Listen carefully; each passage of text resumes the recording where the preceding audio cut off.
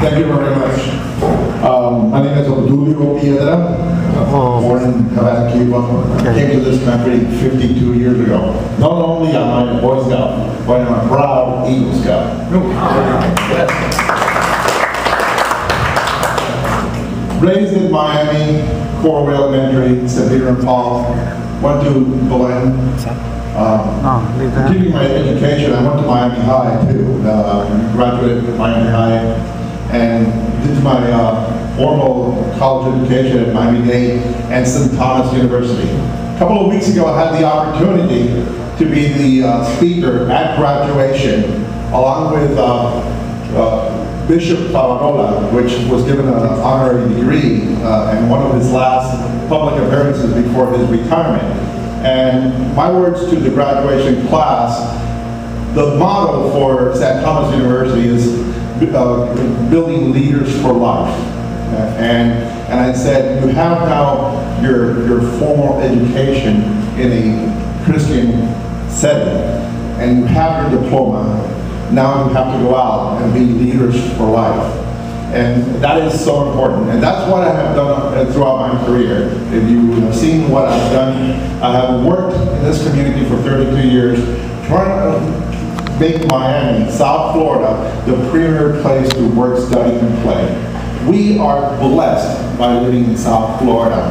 But in the last few years, we have had to make huge sacrifices. How many of you know someone that's unemployed? Raise your hand. Raise your hand. Yeah. You know, we know what's happening out there. Yesterday, the figures were released for Miami-Dade County, 12.2% unemployment. And it is sad. But county government doesn't seem to get it. It's continued to grow, and reduce services. We need accountability and transparency in county government. We need to create a government that is transparent to all of us that are the voters. In the next few weeks, you're going to be receiving your tax notices. You're going to be hearing about the budget process. They're looking at about a $400 million deficit. County government has 54 departments. They haven't heard the word of consolidation and efficiencies. Okay, that's what we need. That's what we need. Thank you. I want to mention a few things in terms of what's happening. We need to restore the confidence and trust. When you speak to county employees, they're not motivated. When you speak to the unions, they don't trust the leaders that we have because they know about those inefficiencies. We need to promote economic prosperity for our community, economic prosperity for all. We know what's happening in Jackson Memorial Hospital. Jackson is the jewel of South Florida. We cannot lose Jackson. It is the safety net for those that don't have insurance.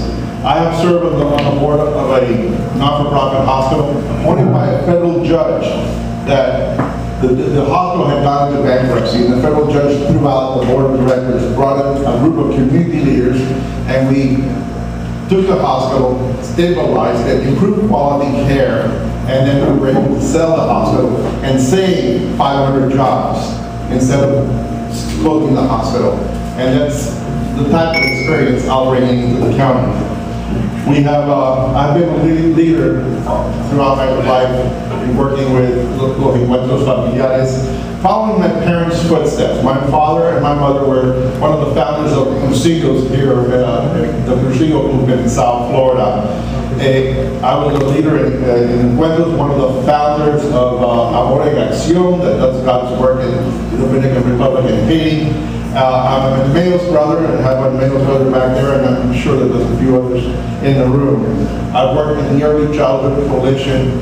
I worked with Steve Lawrence, David Lawrence, in the Children's Trust, and the reaffirmation of the Children's Trust was so important to our community. With that being said, I also had an opportunity to be in the charter review for the county and a budget review committee for the county.